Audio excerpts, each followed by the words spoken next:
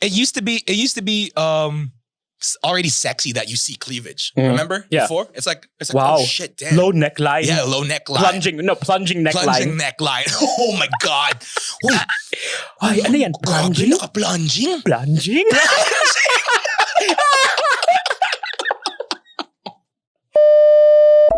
I see a lot of pain behind those eyes. Maybe it's heartbreak. Maybe it's a hangover. Nick and Euric are just so darn emotional. He's a director. He's a DJ. Bring me the feelings. Like whatever. You know, like the podcast guys that we listen to, like the Bad Friends and Tiger Belly and all that shit. Like they all just go around and circle jerk each other and like go on each other's shows. Yeah, and that's stuff like that. That's the LA comedy. Yeah, crew. the comedy store guys, right? Yeah. And then they always talk about each other. And like when we look at these guys, we're like, oh man, celebrities. There are celebrities. Yeah. But then like to them, they just talk about them like they're nothing, like they're just friends. Yeah. You know what I mean? Like, oh, so whatever. So this and that. Yeah, so Whitney Cummings came over to my show and he came over and like Eric Griffin came here, this and that. Like they talk about it like it's nothing. Like, I wonder if there's anybody that listens to us and says like, wow, they know those guys. They talk about them like they're nothing. Like, no, for sure. You know why? Why? Because like I have two examples. Me, dude, I like to joke and say like, yo, I'm fucking famous or whatever. But like, whatever. I don't really care. You know? But there's this one. I think I already told you this. Like one of the girls that I'm like talking to. Yeah. Like she told her friends about me. Oh yeah, it said, oh right? DJ Euric. Oh, and they're like, they're like, oh DJ Euric, he's famous. Yeah. Right, and I'm like, ugh. The closest I ever got to like being famous was like back a long time ago. Like in the we went to Boracay, right? Yeah. And of course, our friends. They're not A-list celebrities, I guess. They're not like they're not on well, some of them are on telenovelas and stuff, but a lot of our friends are just models. Like they're good-looking dudes, good-looking girls. So we were out at a party and I was with Rich Herrera and Brent Javier. We talk about these guys all the time, but our sexy friends. Yeah, our sexy friends. Yeah. And we're sexy by osmosis and just by standing next to them. We're sexy by association. Yeah, we're turtle. Yeah. So we went to this party and of course people are taking pictures of us, whatever. And the magazines were taking pictures of us and this one website posted the pictures, right? And then of course this might have been Friendster, I don't know. But people were commenting on the pictures, like fans. Yeah.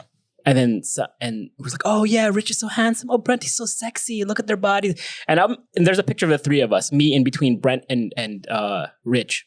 Okay. I'm in the middle, and somebody. So you're in a sexy sandwich. Yeah, I was in a sexy sandwich. Man-wich. It was a sex witch. Sexy man-wich. Yeah, and I was like, oh. And then somebody comments like, oh, who's that guy in the middle?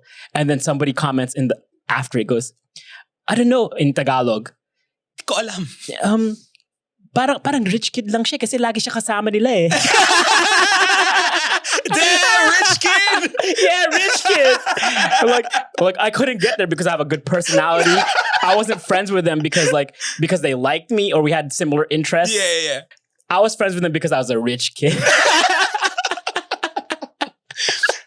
Why is that though, huh? Like, why would people think like you can only be friends with? Your only redeeming quality is that you have rich. If you're rich. Yeah, because that why would they hang out with this short like Asian chubby kid? Yeah. They could hang out. They could hang out with like Richard Gutierrez if they wanted, but they don't. They hang out with this short like Chinese. Yeah. Or maybe they just thought I was rich because I'm kind of Chinese looking. They're like, he's ano yan? Check what? He probably goes to Xavier. May hardware store yan. May family business siya eh. Baka si Brent at saka si Rich, sila yung mga endorsers ng hardware store nila. ng paint company. Binigyan sila ng libreng rice cooker.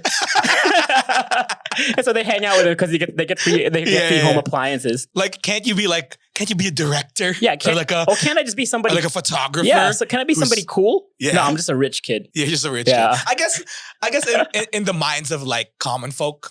Yeah. Ooh. Look at you, elitist. Common Throw somebody down the caste system. Common folk. No, I mean, like, obviously we have different lifestyles. Yeah. You know? Yeah. Like, I could definitely say, you could Google me. Yeah. You know? Mm-hmm. And shit will pop up. Yeah. Shit will pop out more than just my Facebook profile. You know? But like, so I guess your old Zanga. Oh my God, let's not talk about that. If you're just the viewer, Mm-hmm. you know, there's only, and you don't know any of us. and you don't know any of us. Like, there's only a few things that you would associate with fame. Mm-hmm. Because that's the only way you get featured on TV or on magazines. You need a reason. It's either you're a model, artista, a singer, or somebody rich. Who appears on Tatler. Yeah. Philippine Tatler, the biggest rich person circle jerk ever. Yeah, exactly. Like, you know, you have a family portrait sitting around your living room. Yeah, and the dad looks pissed. It's like literally the only way to be on Tatler is if you have a last name that's of any value. If your father is on the billionaires list. Yeah. But like me, I've had my fair share of brushes, fame. Yeah. Like, and infamy, actually. Especially like when I used to date my exes. Yeah. Like, especially the most recent celebrity one. Yeah. Dude, people would like comment like, "Oy, hindi siya single. Boyfriend niya si DJ Euric." Like, it went out? Yeah. It got out? Like it wasn't really like she didn't really keep me a secret. Yeah. Or whatever. It was more like when we're out in public, we're fine. And then people would comment, Di nga, parang PA lang niya yun eh. And dude, you know what sucks? Si matabang kulot. Dude, swear. Like there would be comments, right? Like there would be comments like, "Oy, sayang naman si ganyan. Boyfriend niya si DJ Euric, yung mataba." And then I'm like, "All right, cool, whatever." Whatever, man. I'm there, you're not. I'm like, I am fat. Cool.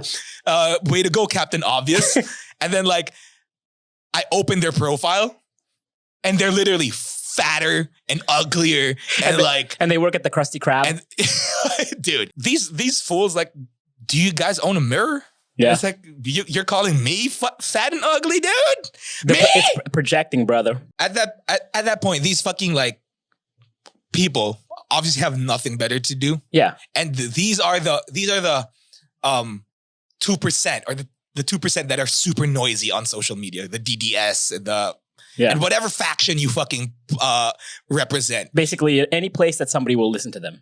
Dude, I just feel like taking the time to hate on somebody, to not even just hate on somebody, taking the time out of your day to comment, like to have like a fucking thought out comment, mm-hmm. or like a hate comment on someone's page, taking the time out to like, there's so many steps for you to stop doing that. To exert that effort. Yeah, there's so many steps. You have to open the app. Yeah. You have to look at someone's profile. You have to like click the comment section. You have to like type it out. And you got to think about it. You got to think about it. And for me, it's like, if you have all that time to fucking comment, dude, that time could be used somewhere else. Because you know what it is. You could start a podcast. It's a thin line between love and hate, brother. Oh, it is. I know it definitely is. That fat dude that was saying, sayang naman, he wishes he was you. He's like, man, oh, for sure. When am I going to find my little starlet? Yeah. Who's gonna love me? Because it's not lusog. It's not sayang naman si ganyan. It's more like sayang naman sana ako na sana lang. ako lang. Sana ako. Sana all. Sana all. Sana all. Dude, I hate that. you know the iterations of Sana all? China oil. Dude, there's sauna oil. Sauna oil. And then the worst one is like naol. Naol. Naol. My favorite iteration for that is ideally everyone. That's my iteration of it. Dude, I remember my one of my brushes with fame. Yeah. We were hanging out and one of your ex-girlfriends mm-hmm. was like watch the fucking trolls like dig up who my ex-girlfriends are. And they'll find it. Whatever. And they'll find it. Whatever. That's not on me anymore. They'll find it. And then she was like, "Oh, come visit me. Come visit me on set. Let's hang out." Yeah. And then I went with you. I was like, let's go hang out. So we went to the set of her was it Star City? Yes. We went to the set of her taping, which was Star City. Yeah. And then we were just hanging out, just talking. Of course, mad people around Star City, right? And then we met the other actress on the show, Maha Salvador, and she was hanging out, talking with us. And then we were just sitting there, just talking like nothing. And then we weren't even paying attention to the people around us. And I'm fucking nobody. You're just some dude. I'm just you're a dude with like this nice shape up. This little Persian lineup. Yeah. And then all of a sudden we were on Pinoy Exchange. Oh, dude. On it was a fan club called Cutie Friends of Maha Salvador. This is pre social media. No, there was Friendster already, but there was no like groups. Yeah, no, there's I think the real dawn of social media was Twitter and Instagram. Yeah. There was I think there was MySpace, but there was no fan pages or anything like that. So the fan pages had to be on Pinoy Exchange. Yeah, Pinoy Exchange. So this was Cutie Friends of Maha Salvador, and my picture appeared on there, and somebody put some like PowerPoint word art on the top.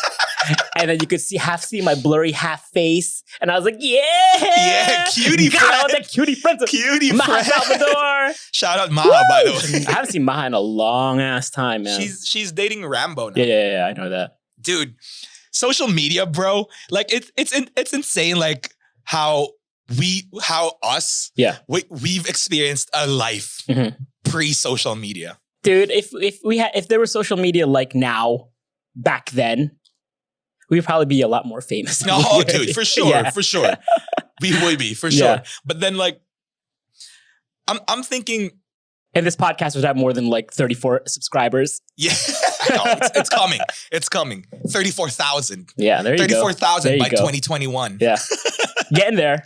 But I was just thinking like, how about the girls who grew up with social media? Because like the girls we hung out with. Yeah, they didn't grow up with social media. Right? Yeah. Like our friends. Yeah. Like shout out Michelle Madrigal, Lay, everyone. Pia.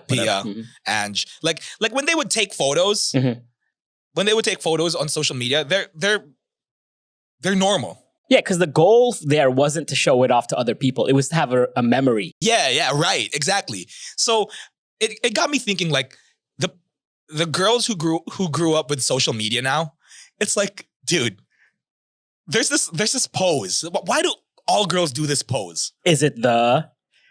What do you have? I'm thinking of the squat with the foot forward to the camera. No, that one? That's an influencer pose. Okay, that's influencer pose. My bad. This pose that I find super painful, and they do it all the time.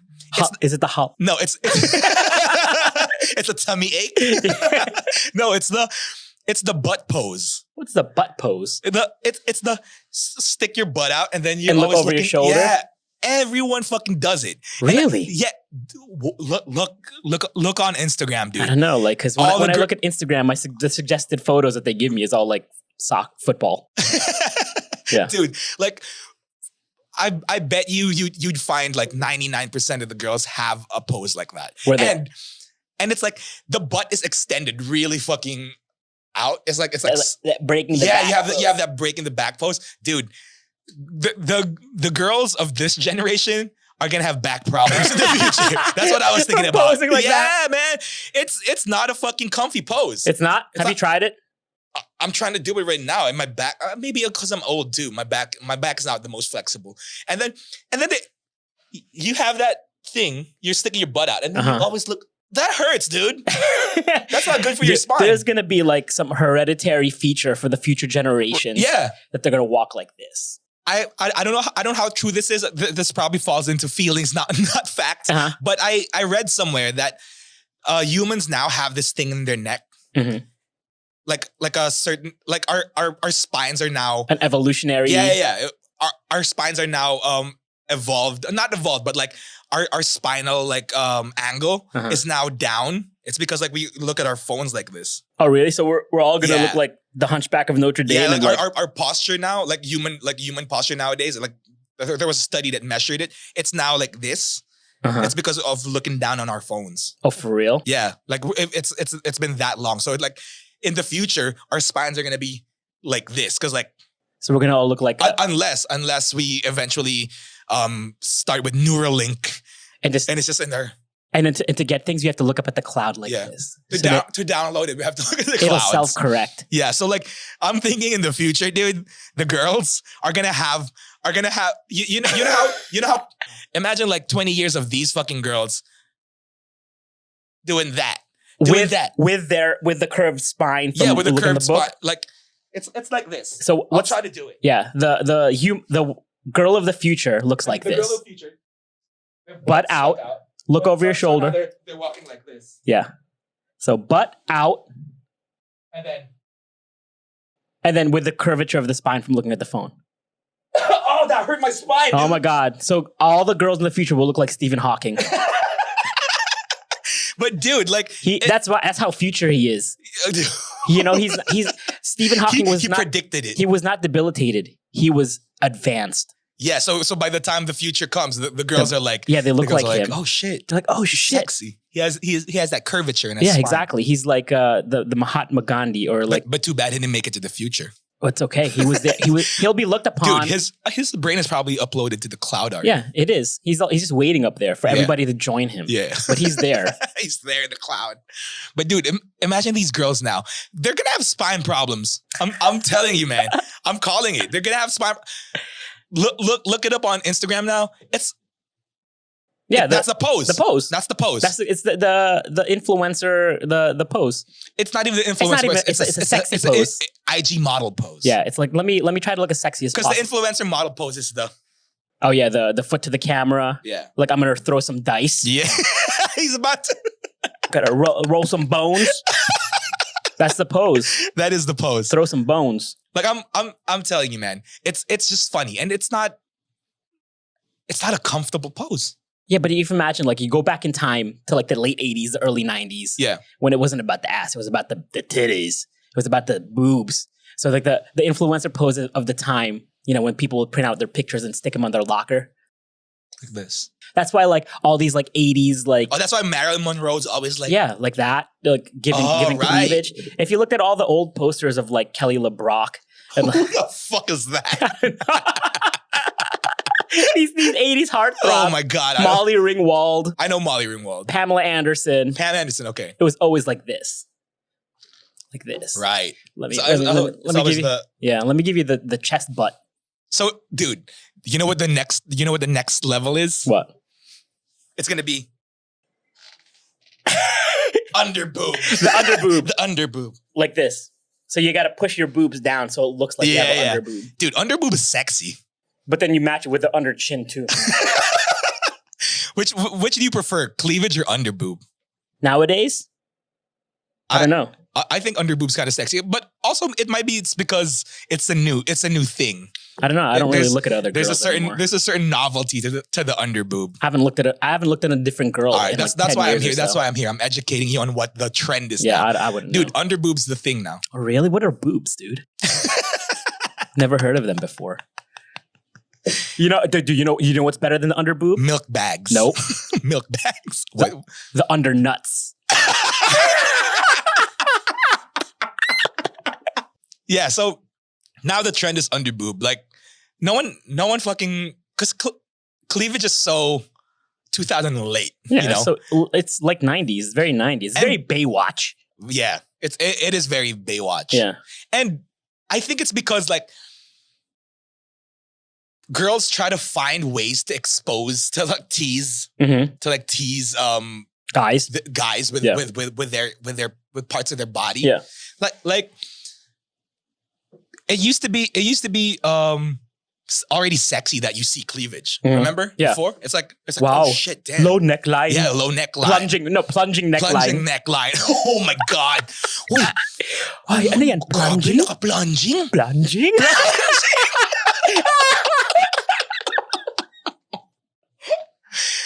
And like, it's dude, the fashion game now is so liberal and I love it. Yeah. I love it because girls can go out in just literally bras. Yeah. And and they call it bralettes. I'm like, bitch, that's a bra, dude.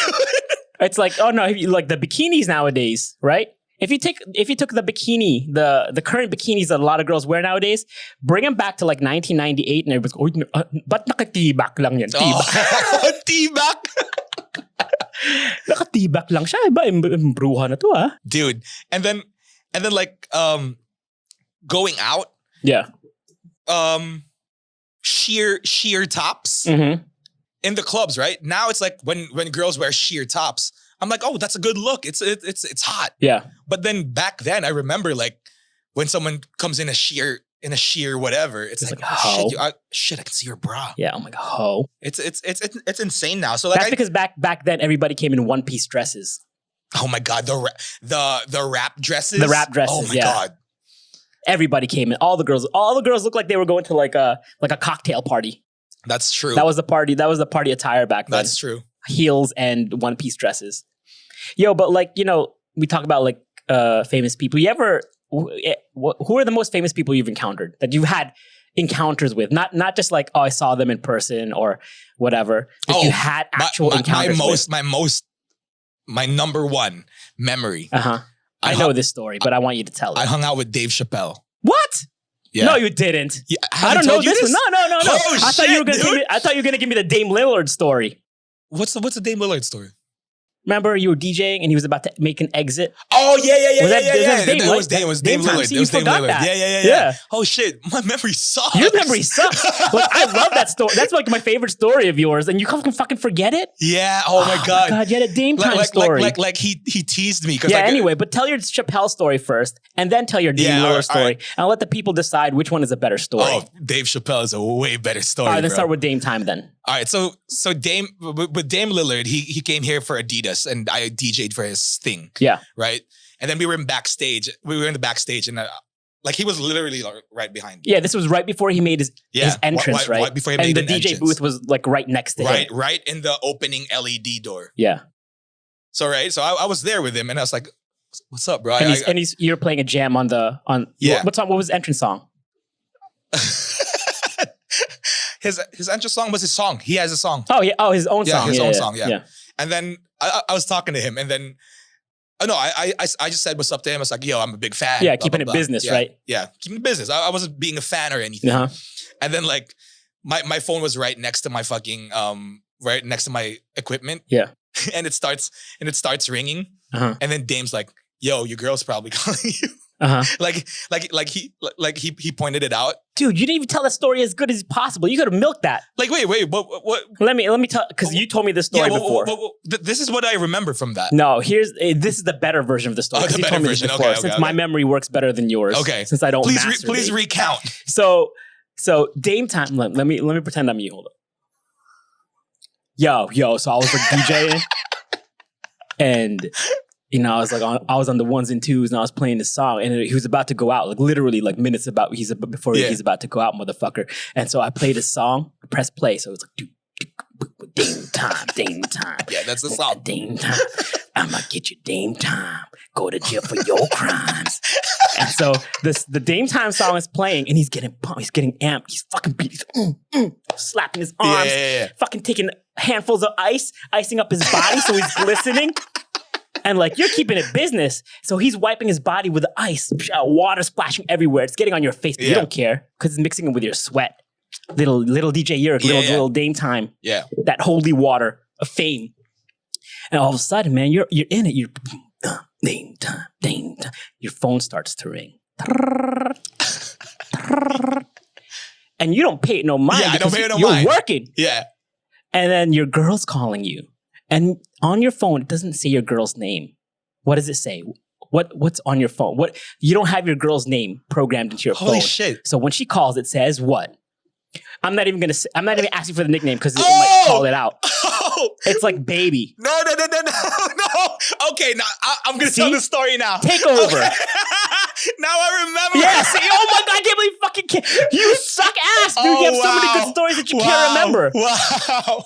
Thank God I'm your friend. From now on, every single dope story, I'm going to tell you. I can't believe I didn't tell you about the Dave Chappelle story, though. But okay. So 10 years from now, I can tell it to you again and remind it to you. Wow, embarrassing. All right. Oh my God. Okay, so your phone starts to ring. So my phone starts to ring. I embellished a little bit on that story. That ice shit wasn't true. Yeah, but everything else was true. Everything else was true. The sweat, the holy water. Yeah, that's true. But like, dude, so my phone was right there in Dame Lillard's sight. Yeah. Right? And I'm trying to keep it professional because it's game time. Yeah. It's Dame time. It's Dame time. So I'm like trying to scratch and shit, whatever. And then on my phone, this is my ex-girlfriend. She saved her name on my phone as my love. And then literally, she's calling. And literally on your phone, it says my love. It says my love on the screen, calling. And then Dame fucking taps me. And then he's like, yo, my love is calling. And I'm like, oh God, so embarrassing. I tried to shake it off. I'm like, that's what I call my mom. Leave it alone. Oh my God, I totally forgot that story. Oh my, I can't believe you fucking forgot that story. I love that story. If I was you, I would tell that to everybody. My love. Yeah. Oh my God, that's a good story. Okay, my next and most favorite brush with celebrity is Dave Chappelle. Mm-hmm.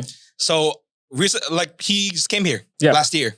Oh, I think this year. Oh, January, December. What did he do? Like a stand-up night? Yeah, here? He did. Did you go? I went. I watched. You know his wife's Filipino. Yeah, I know. I met the wife. Oh, you did? Dude, this go ahead. Tell your story then. So I was with the same ex. Yeah. So she basically was like, oh, we have tickets to Chappelle, because we're friends. We're friends, right? So it's like, you want to come? It's like, all right, cool.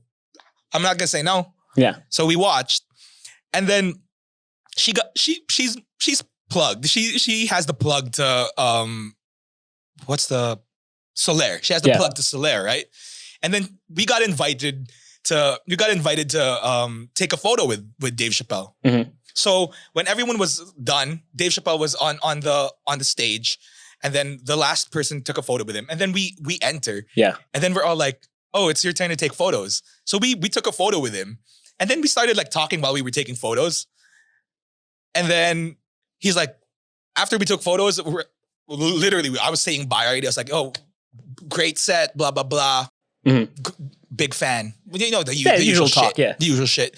And he's like, you guys want to join us at the green room? I don't know what they call it. You want to join us at the back for some drinks? Yeah. And then we were like, fuck yeah. Okay. I'm like, fuck yeah, dude. And then it was like, all right, cool. We try to keep it cool. Yeah, cool. So we literally went to the dressing room of Dave Chappelle. We hung out with the Mo Amer, the opener, Mo Amer, and I forgot the girl's name again. Bobby Lee. No, I wish I hung out with Bobby Lee. So like we hung out with Dave Chappelle, his wife, his crew. We were literally drinking. And like it was not a lot of other people? No, it was just us and his crew. Oh, so you were the only like extra invites? And he was super mad cool. Yeah. Like mad cool. It's like, guys, feel free. There's tequila over there, blah, blah, blah. Yeah. And then like we were drinking, and I sat like right next to Dave Chappelle, and I was talking to him. Just like normal. Just like normally. I was talking to him like about like fashion, about how he's close with Kanye West. And then he's like, I was like, dude, you should do a Dave Chappelle model of the Yeezy and whatever. And he's like, yeah, he's like, yeah, we were talking about it, shit like that. And I forgot. I cracked the joke, dude. I cracked the joke, made Dave Chappelle laugh. Oh yeah? Yeah, and I'm like, this is it. And then after you crack the joke, you're like, yo, say something funny, man. The world needs it right now. Say something funny. Go ahead. Say something funny. The world needs it right now. The world needs it right now. Go ahead. Go ahead. Dude, I made Dave Chappelle laugh, and after that, I was like, my life is complete. I'm starting a podcast. You're like, yeah, you should hit him up right now and get him on, because like I think this would boost our viewership to probably about 200 people. We would have to move to LA. We would have to move to LA. I mean, 200 views? Come on, dude.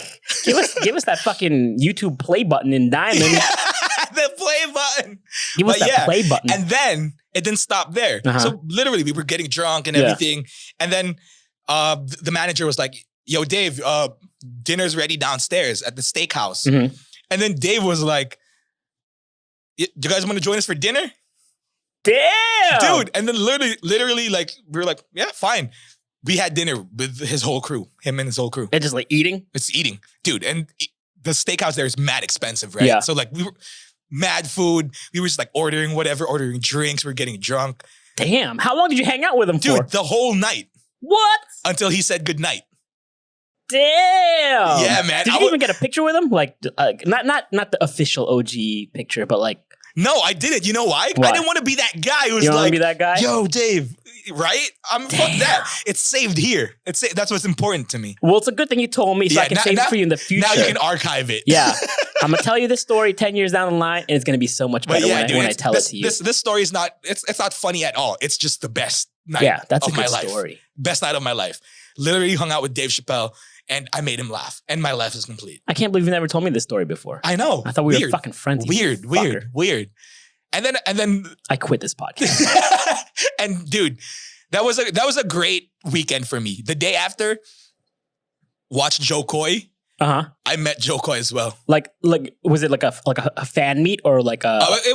It wasn't a fan meet because I knew the DJ of Joe Coy. What's his name again? Ryan Live. Yeah. DJ Ryan Live. Yeah. So he hooked me up for a backstage pass to see him take a photo with Joe. Yeah. Dude, Joe Coy is a mad, like, friendly guy. Yeah, dude. Like, super friendly. Like, when it was my turn to meet him, like, he was like, I was gonna give him a dap. Yeah. He's like, no, he's like, come on, bro, come in here, give me a hug. Like, literally, like, hugged him. And you put your hands on his ass? Yeah, I was like, and then no, I hugged him and gave him the Lola smell. You smell like Dracar Noir. You smell like comedy.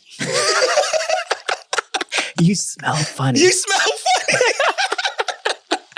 Dude, and like I have pictures with Dave with Joe Coy. Yeah. But nothing beats hanging out. I had fucking shots and and I had like whiskey with fucking Dave Chappelle, dude. Dude, my most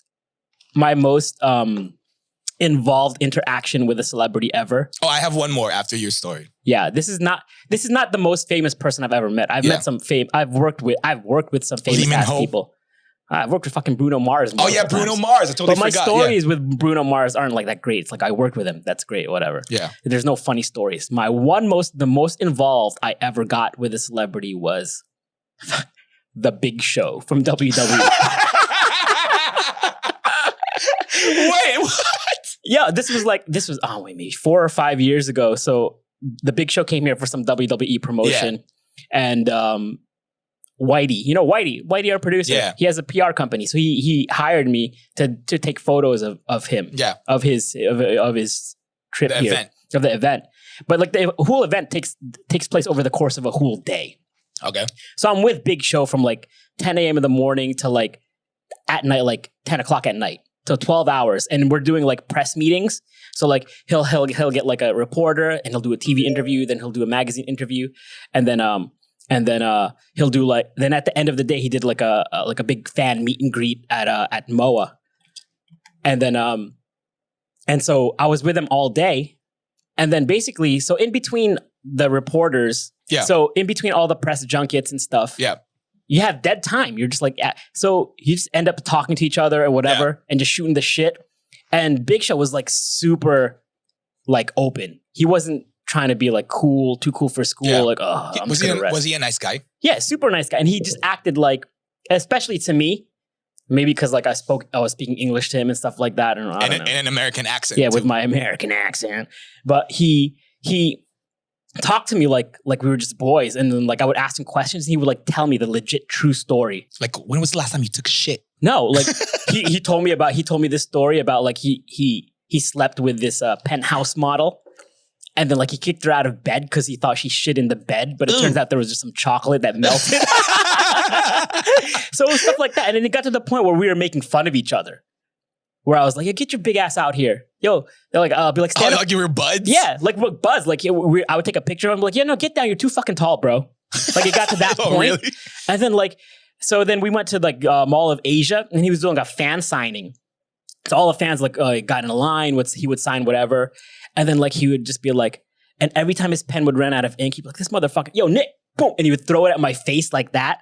And I'd be like, "What the fuck?" I'm like, "Fuck you, bitch!" Like things like we would like curse at each other, and after a while, he started throwing water bottles at me in the midst. So he's like, "Hey, man, nice to meet you, man." And then he'd take a picture with a fan, be like, "Stop."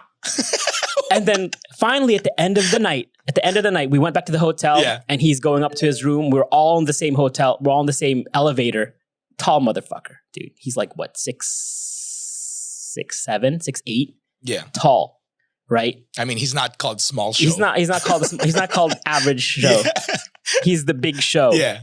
And he's standing in front of me in the elevator. Like, and then my head legit only goes up to like maybe like a couple inches below his nipples. His titty? Like just right, maybe where his belly button is. I don't know. He's a big fucking dude.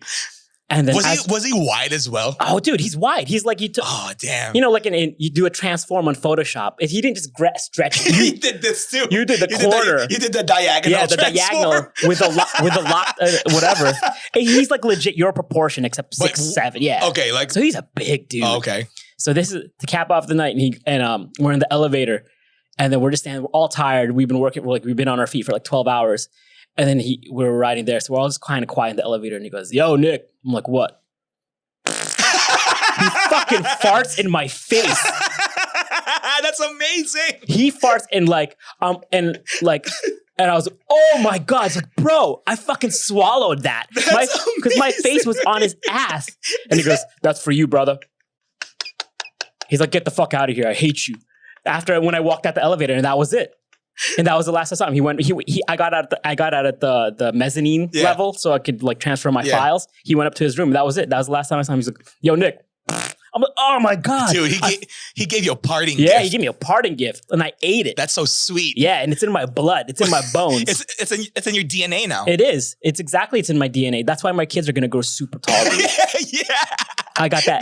They have the Big Show gas I got that Big Show gene. I got the Big Show genes in there. Oh, it's crazy. Dude, I swallowed it. That's an amazing story. That's an amazing story. That's my story, man. It's no Dame Time or whatever like that, but it's not My Love's Calling. Yeah, it's not My Love's Calling.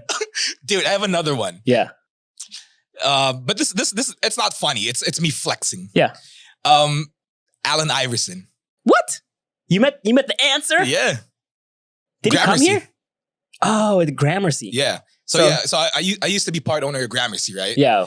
Which is the 71st floor of the Gramercy building that bar up. So 71 Gramercy.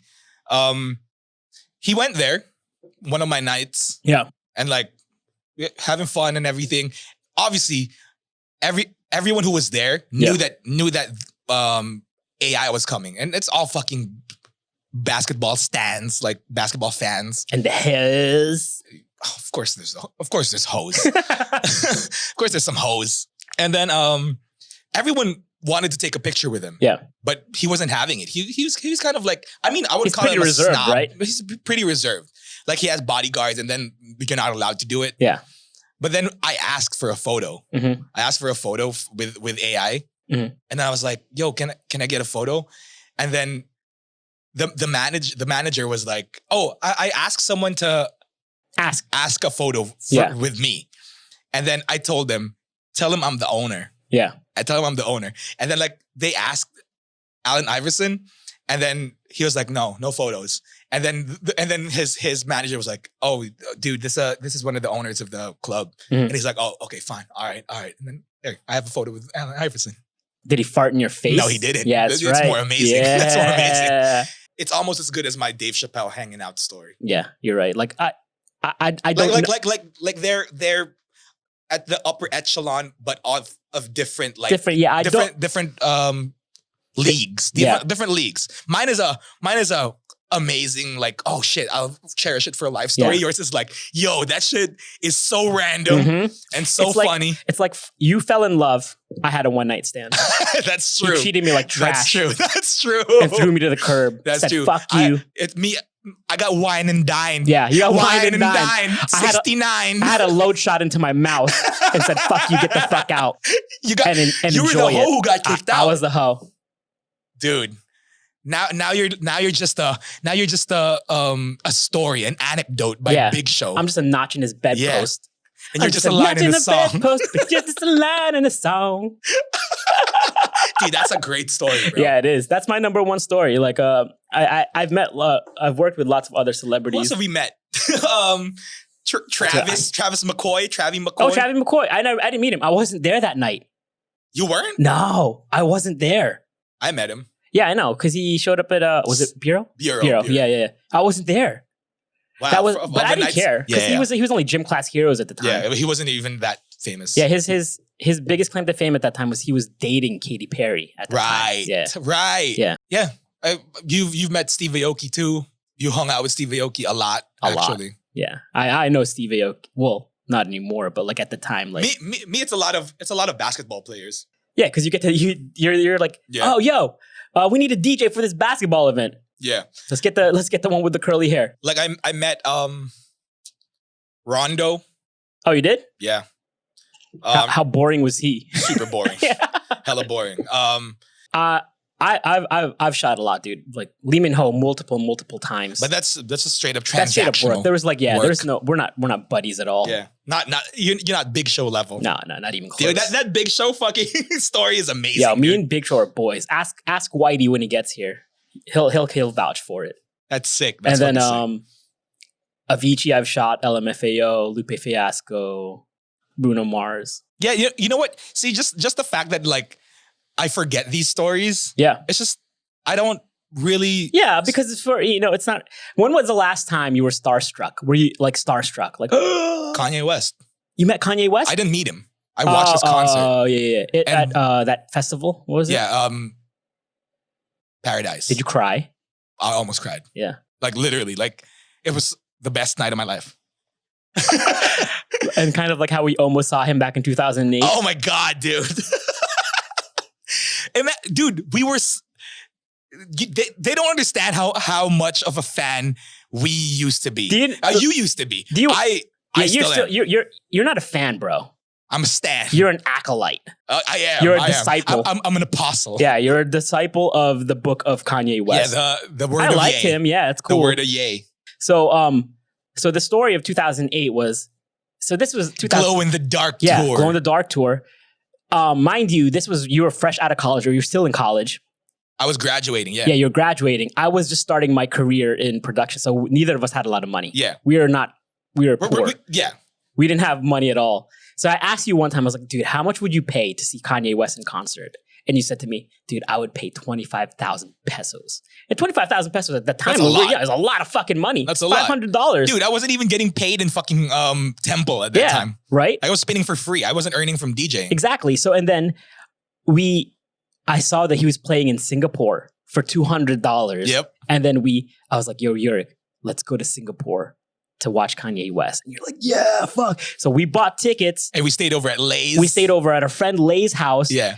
We went there, dude, like 2 weeks before the concert came, motherfucker canceled it. He didn't cancel. He got caught in the airport. Remember? No. What did he do? He got arrested. Oh, he got arrested? Oh, yeah. Even better. Like, no, because a paparazzi was like in his face and he's like, get the camera off me. And then remember he had a thing, he slapped the camera and then he got like charged with assault or something. And that's why I don't remember that shit. That's why he got canceled. Oh, so anyway, he canceled it. Mm-hmm. But we still went, made the most of it. No parents trip. That was my first ever trip outside the country without family. My family. Yeah, that was a good time. That was a good time. Good time, man. That was a good time. Yes, it was. And actually, if you look at our opening billboard, a lot of it is from there. The first one, definitely. The one where I'm doing a back bend. bend. You're doing a back bend on Haji Lane. Yeah. Yeah, that's from Singapore. Oh, dude, remember that Geylang? That's Geylang Lorong. That's Lay's neighborhood. Yeah, Geylang. that was her hood. It was a red light district. That was a red light district. Dude, remember we took that taxi ride? Oh yeah, we had we literally just took a taxi ride. We were gonna get a taxi to go somewhere to eat. Yeah. But then the guy was offered to tour us around Geylang, remember? Yeah. He gave us a driving tour of the red light district. And he broke down exactly how he's like, God. I was like, oh, the mainland Chinese go here, the Thai people go here, the Vietnamese people go here. And then he took it to the wrong side. Yeah, and he took us to the wrong side. Oh, if you're over 30, you go here. Oh my God. And it was the most depressing part. It was all these old ass women with fupas. I remember him saying that sometimes the girls on this side of the street, do it just for food. Oh yeah. I got so depressed after that. I was like, let's just go. Yeah, let's get out of here. Let's get out of here. Yeah. So that trip that we had to Singapore to go watch Kanye West. Yeah. Remember that picture that we took on Haji Lane? Yeah. The one where we're twisting back. I did a back bend. Yeah, you did it. You remember why you did that back bend? Yeah, because we were making fun of the way Singaporeans dance. In what was that club? Zouk. Yeah. Yeah. So it's weird. It's weird in Singapore. I don't know if they still do it. But I remember we went to Zouk and it was 80s night, wasn't it? Something like that. It was like a throwback night. Yeah. We went there. Zouk was probably the number one club at the time. I had so much fun that night though. Yeah. But the weird shit is we got there and people, like the entire club would do choreographed dances. That was kind of like interpretive dance. It was interpretive dance. It was like, turn around. Oh, dude. This is basically the ancestors of TikTok. Oh, it was? Because TikTok is really interpretive dance. What if the original founder of TikTok was a Zouk guy, like a Zouk? Oh, dude. And he would go to these nights and see everybody dancing these choreographed dances and was like, das money to be made. I can't, that's my Singaporean accent. I can't do it. I can't do a Singaporean accent. What's a Singaporean? It's a mix of like Chinese and Indian. Does money to be made here, la? Yeah, there you go. I don't know. Fuck. But anyway, I bet you he was there one of those nights and was like, there's money to be made here. We're going to make millions of dollars. There's money to be made here, la. That's not any better. You're not even close. You're not even close. Not even close at all. But anyway, so yes, a Zouk, they would have literally 60% of the people in the club would be dancing these dances. And for some reason, they knew what the dances were. And it was interpreted. They weren't even trying to be cool. They were just trying to feel the emotions. Yeah. Like it was an Usher dance video. It was like a teenage rom-com video and everybody just knew the dance. It's like when the lyrics said baby, you did this. Yeah. And I don't know if they still do that. What if they still do that? One way to find out. No parents trip. Gotta hit up Singapore, hit up that Butter Factory. Dude, Butter Factory, dude. That was fun. It was so fun, but that was the most I got so shocked at how they kicked us out of the club. They kicked us out of the club? You don't remember? Oh, because they finished early. They have a curfew, right? Yeah, they have a curfew, remember? But you don't remember how they finished, how they kicked us out? Was it just like a hard stop? Hard stop, bro. Yeah. Because I remember I was already a DJ then, right? Yeah. So I already knew how DJing works. Yeah. And then I remember the DJ playing a Chris Brown song. Yeah. And then he played the whole song. And I knew the song. So I was like, it's about to end. Yeah. He's not touching it. He's not crossing over. He's not crossing over to anything. I don't hear the next song playing. And then all of a sudden he just lets it fade out. And then boom, lights up. You don't remember this? I sort of remember. Dude, lights up. And then the bouncers started going around with plastic cups. You don't remember this? What, collecting everybody's cups? No, they went around with plastic cups and they're pouring your drinks in the plastic cups so that you could take them with you. Oh, really? Yeah, you don't remember this? No, I don't remember that. Like we even had a bottle and then we had to fucking pour it in the plastic cup. So we could take it with us? Yeah, so we could take it home. I do remember drinks being so expensive that we all bought Long Island iced teas. Yeah. So we get drunk fast. Yeah, but then I remember we bought a bottle of Belvedere or something like that, and it was mad expensive. At Butter Factory? I don't know if it was in Butter or in Zouk. No, Zouk was definitely Long Island iced teas. Yeah. Because I think Lay bought us the round. But dude, I remember totally being shocked, whoa, that's how they fucking end the night? Yeah, it was it was hard cut. Cold turkey, hard cut. It's like you're making out with somebody. It's okay, gotta go. Yeah, but peace out. But I also realized that the Philippines is special. Mm-hmm. We're also, it's not, because obviously my only experience of clubbing is the Philippines, right? At that time. I always thought it went like this. Apparently in LA, they have a curfew also. Yeah, in Right? New Jersey, where I grew up, they had a curfew as well. Right? Oh, wait, New York doesn't. New York doesn't have a curfew. Manila is weird because like we just keep going. You know what's weird? But I was gonna follow up to that. What's even weirder was when we went out in fucking Korea. Korea. Oh, that was an eye opener for me. Honestly, partying in Korea was like running a fucking marathon. Right? Dude, and we're sprinters. Yeah, we're sprinters. We go hard. Like we go big time. Like we'll go hard for 2-3 hours. Yeah, remember my gig in Myeongwol, Guan? Yeah, Myeongwol, Guan in Hongdae. Remember when Eddie? Yeah, shout out to the boy Eddie. Yeah, Eddie. Eddie's son. Remember when Eddie was like, drinks, and we were pounding the fucking vodka oranges. Yeah, like throwing them down. Yeah, we were throwing them down. That's what we did. Yeah, that's what we did in Fiamma. Get drunk as fast as you can. Yeah. And then Eddie was like, "You're done already?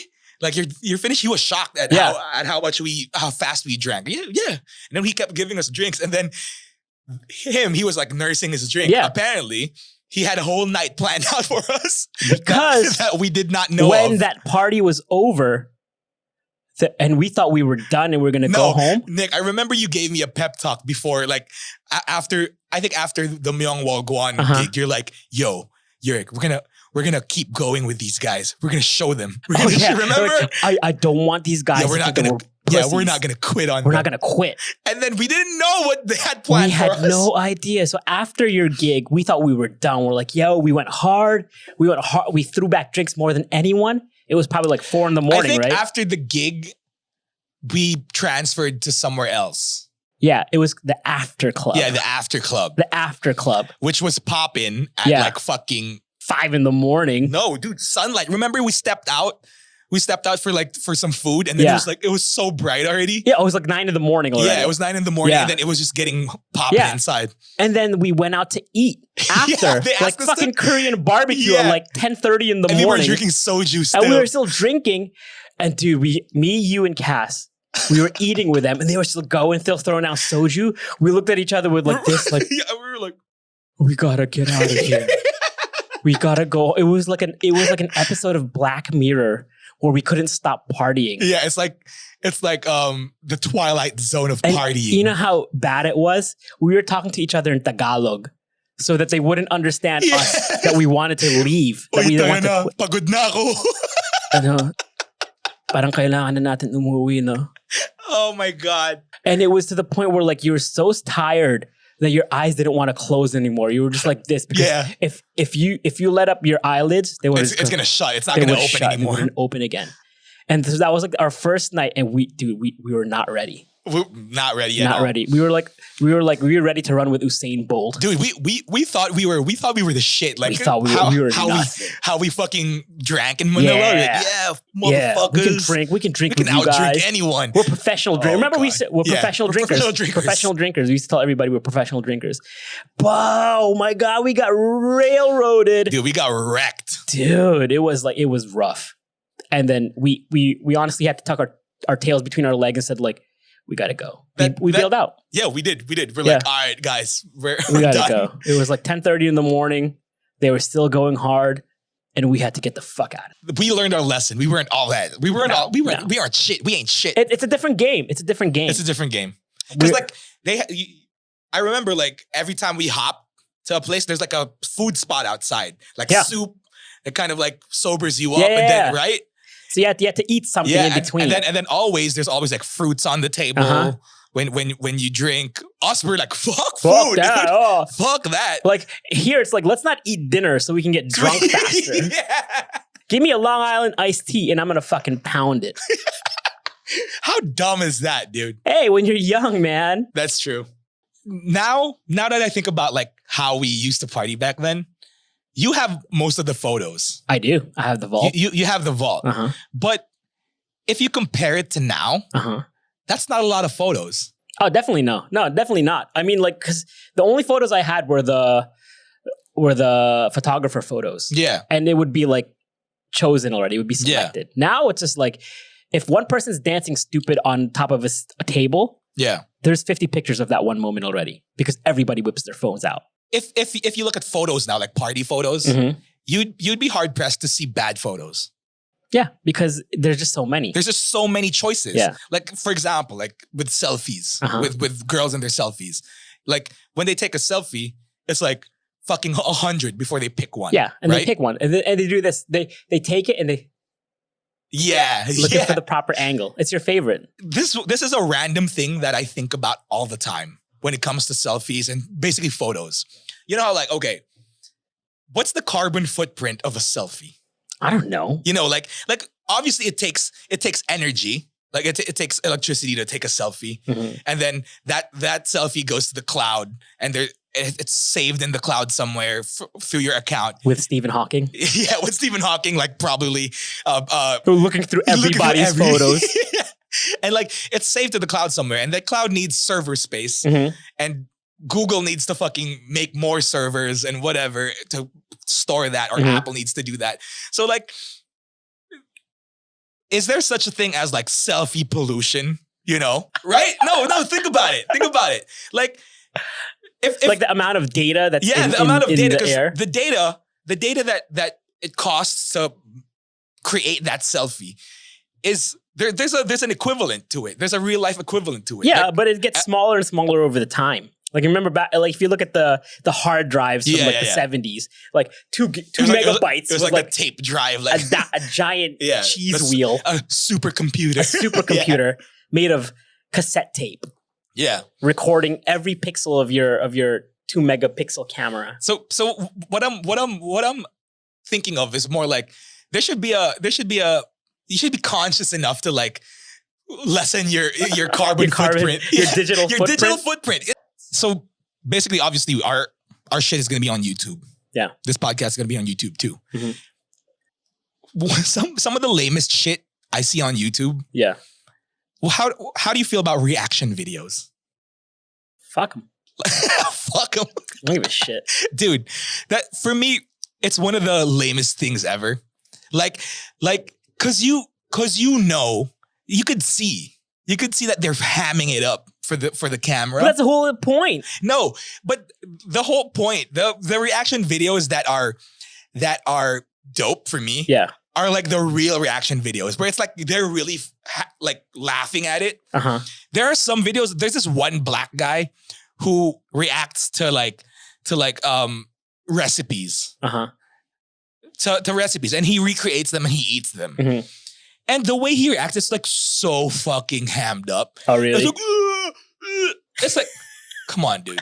You just put chocolate on a potato chip. It's not that bad. It's like, like he pretends like he's gagging. Yeah, he pretends. It's like, and then people buy it. You know, for me, it's like the reaction video. It's you're not watching it. You're not watching it to see the actual person's reaction. You're watching it for validation that somebody likes what you like. Like, you know why reaction videos about the Philippines get so many hits? It's God. clickbaity. Yeah. Because Filipinos love watching it and being like, ay, tingnan mo tong isang dayuhan. Gustong mahal na mahal niya yung Pilipinas. Filipinos love that shit, Yeah, dude. We should talk. If we want to get hits on this. Wait, have we talked about this already? Yeah, Phil baiting. Phil baiting. Have we talked about this? Yeah, we did. Like in the last one, right? I remember talking about it. We talked about it sometime. But like fucking white people fucking talking about the Philippines? The Philippines. Dude, it's the most clickbaity thing ever. We could do that right now. We could let's No, it's not gonna work because we're Filipinos. Doesn't matter. Because I'm gonna you know what I'm gonna do? I'm gonna title this podcast A Moroccan and a Chinese guy react to the Filipino culture. Then we're gonna have No. I have a better title. Go. Moroccan prince and Chinese rich kid react to real Chinese kid. And real Chinese kid. A Moroccan prince, Chinese rich kid, and genuine mainland Chinese react to Filipino entertainment. Oh, right. And then we just show a clip of like Provinciano, have it on the inset, and we say things like, "Oh, wow, nice. That's cool." Oh God, it's like he's handsome. And then there's this one food vlogger that appears on my Facebook feed a lot. He goes to like a lot of Asian countries. So he's like Asian baiting. Yeah. And the way he reacts to the food, it's like, relax, dude. It's just fucking egg fried rice. Oh my God. This is the most amazing. Oh, the aroma. It's like, I get it. You have to like sell it. Yeah. On the other end, there's these guys who do reactions that just do this. Hey, so I'm here reacting to the new BTS video. Let's play. And they play it and they're like, Dude, that's why for me, reaction videos are trash. Hey, but the thing is, people watch it because they want validation for the things that they like. Cause I see, kids react. Yeah. Kids react. Yeah, that one I get. Yeah, that one I get. Like one of my favorite ones is like Blink 182 reacting to kids. Like to kids reacting to them. Reacting to them. That was fun because like it's their real reaction. And it's real. It's Blink 182. It's entertaining. Yeah. Because you don't see fucking dude. Travis Barker's literally like, oh yeah, that's cool. Because that's him. Yeah, because that's him. You don't see Travis Barker. Oh, they know us. Oh, they have cool parents. That's why I think like fucking reaction videos are fucking trash. They are, but people watch it because they want validation, man. Yeah. They want people to. They want to know that other people think of what they like is cool. There are actually some. There maybe like a 0.5% of reaction videos that are funny. The best reaction videos are actually who are experts at what they're watching. You ever see like the producer reacts to so and so song? One of my favorite reaction videos is remember that guy that went viral? Chocolate Ray. Uncle Roger. Uncle Roger. Yeah. Uncle Roger reacts to the rice thing. Yeah. That's a funny fucking hell video. yeah, because he's making fun of it. And he made comedy out of it. Yeah. It wasn't like, it wasn't. See, the thing that sucks about reaction videos is like you don't see many negative ones. Right. You don't see somebody hating on something. Yeah. Like, so-and-so reaction to BTS. You don't see somebody going, oh man, these guys are mad fruity. Yeah, that's because if they did, they would get canceled by the BTS army. I love BTS, by the way. They're not fruity at all. They're not fruity at all. They're so manly. I love J-Hope. He's my favorite one. But yeah, that's true. And they offer no insight. They offer they don't. Like, but the ones that are actually like, music producer reacts to Blackpink ice cream. Next episode, we should do a reaction. Bring Me the Feelings reacts to Blackpink's ice cream, and we can just do shit. But dude, Selena. Oh, dude, she looks good, man. God damn, she looks good in that video. Yo, but that song is fucking fire. It's fire. It's like not even on just the K-pop world. I told you this, right? Like when you let me hear it, I was like, it's a song that I'm excited to play in the club. At the clubs, yeah. And it's hard for me to be excited to play a song. Ice cream, chillin'. Oh, ice cream, chillin'. Dude, it's such a good song, man. Such a good song. Shout out to fucking K-pop. Yo, like for real. I could talk about that for days at a time, but I won't. You should start a solo podcast since you have this roadcaster now. And just talk about just your K-pop podcast. I know, right? I will. I'm just gonna react. K-pop reacts. Yeah, and I'm just gonna do shit like 대박. Okay, one more YouTube thing that I don't understand. Huh? Mukbang, yeah.